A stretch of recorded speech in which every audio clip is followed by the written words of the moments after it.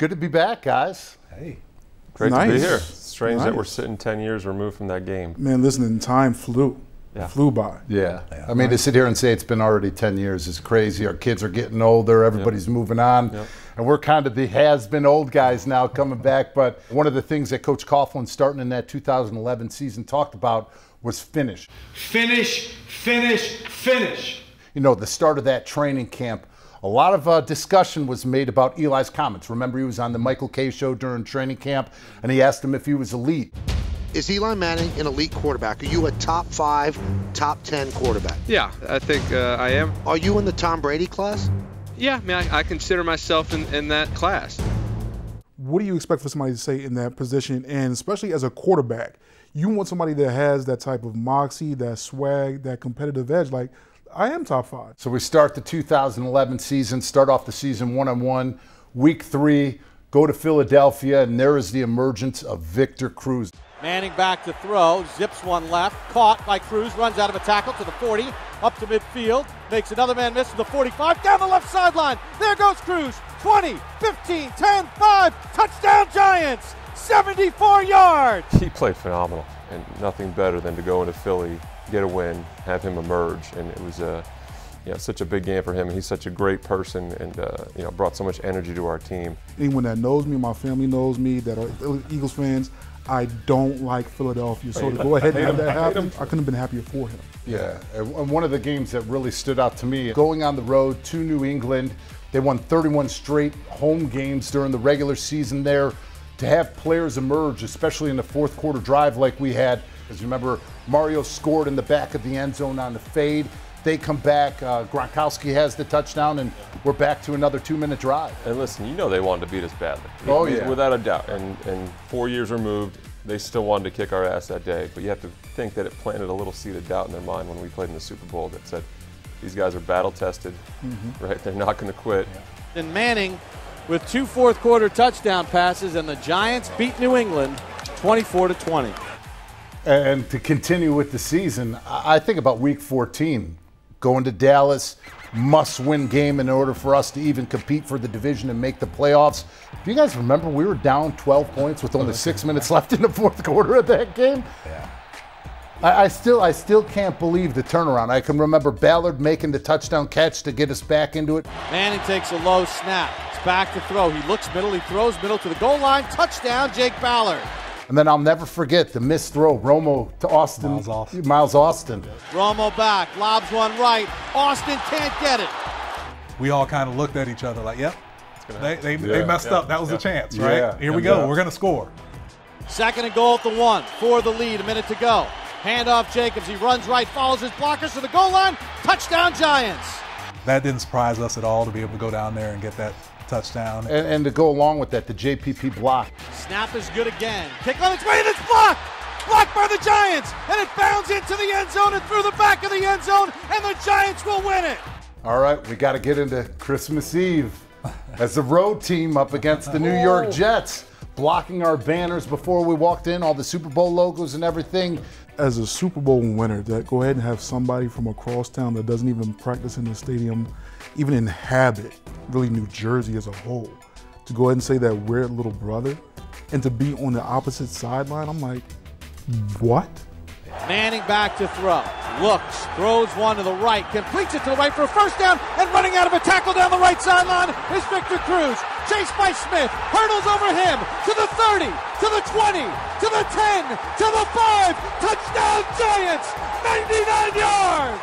But my favorite moment that I can still visualize and hear to this day, Ahmad Bradshaw running over Rodney Poole and stretching out the football as he's going in. Dagger shot, touchdown Giants. And then the final game, week 17 at home, Dallas. We're 60 minutes from being NFC East champion. Let's lay it all on the field. Hold on 3. 1, 2, 3. Hold on. Victor scoring early in the game kind of set the tone for us. Manning's in a shotgun set. He takes the snap, they roll him left, he throws it left. Cruz has got it, down the left sideline he goes, across midfield to the 40, to the 30, to the 20, to the 10, to the 5, touchdown Victor Cruz!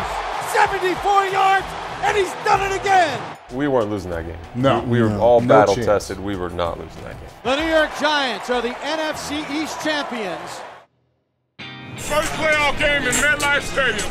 Can't get no better weather, can't get no better team, can't get no better teammates. All in today. Playoff at home. The Atlanta Falcons, first time playing that playoff game.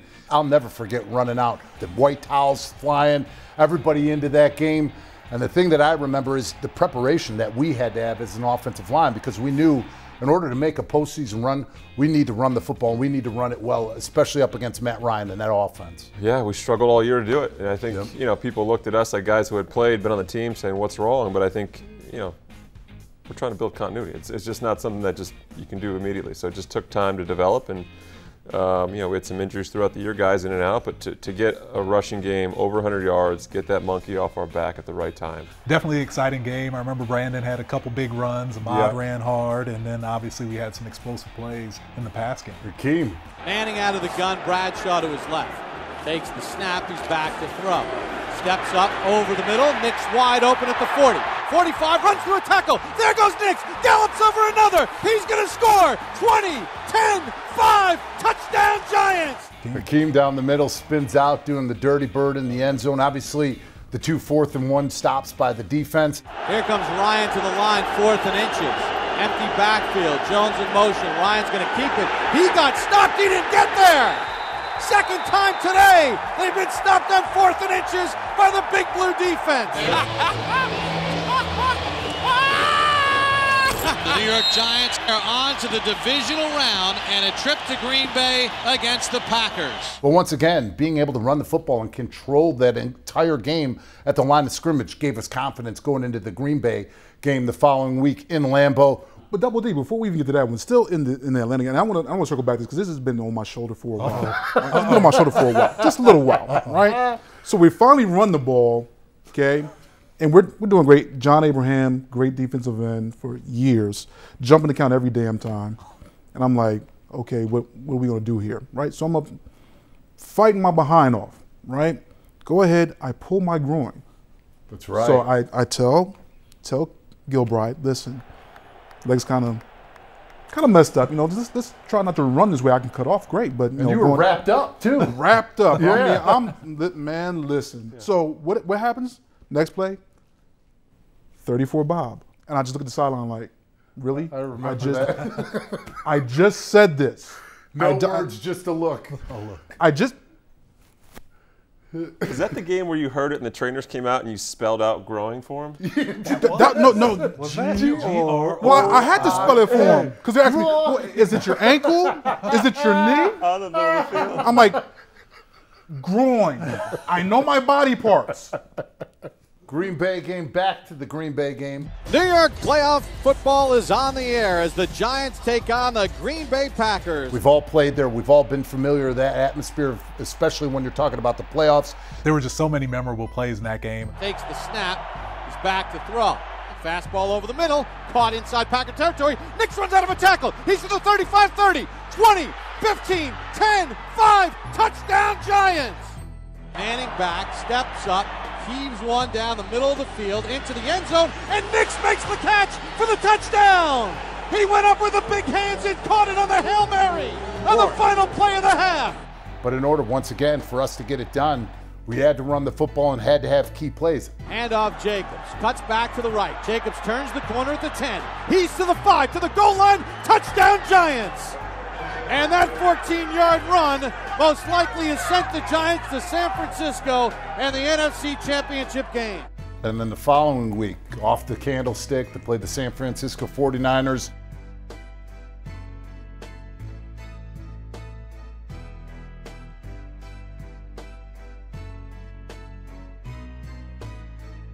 So to go to San Francisco and to fight scratch and claw in the postseason, it was raining throughout the game. Coming down, but I it was think going sideways at some point. That showed everyone Eli's toughness. But yeah, that was one of those. I mean, I think that was the worst game I ever played. So I mean, I remember looking back a couple times thinking like, is Eli going to get up? Like, okay, he got up. Let's keep going. But you just keep battling, right? I mean, that's it. But he never said a word to us, never complained. he knew we were trying. Just a talented team. That was it. You look at that defense, because we had a taste of it earlier in the year, right? It's just like, well, what do we do? How do we adjust? I mean, and for them to have the NFC Championship at home, I mean, that's the world stage for them. Yeah. They knew they were a great defense. But the thing I will say is, look at Alex Smith at the end of that game too. He was absolutely getting demolished as well. Sitting there thinking back at that game, watching Tynes kick the game-winning field goal in overtime. Snap is low. Kick on its way. It's got the distance, and it is good! And Lawrence Tynes has done it again. He's kicked the Giants to the second Super Bowl in 4 years. Feeling that ball going through with Tynes. Relief. Game's over. Yes. It was more of an exhale at that point, just because of how tough the game was.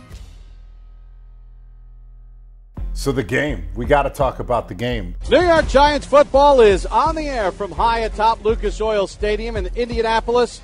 It's the New York Football Giants and the New England Patriots, Super Bowl 46. You got a lot of guys on that team that was their first Super Bowl and their only Super Bowl. So they're playing with high emotions, and we're like, okay, it's a dogfight. It was a very mentally challenging game. The one thing that sticks out in my head too is how fast the game went by, because obviously we were running the ball with some success and we had some long drives, but I remember taking the field at 17-15 and looking up at the scoreboard and being like, wow, there's only a few minutes. This is the last time we're gonna have the ball. But once again, it goes back to that confidence that we'll score when we have to at the end of games. And I think looking around in that huddle, we knew that we would go down and score. And then to go along with that, once again, when time was needed to make a big play, I mean, the throw that Eli made couldn't have been thrown any better. I think that's probably the best throw he's made in his career. Manning out of the shotgun set, and he's back to throw.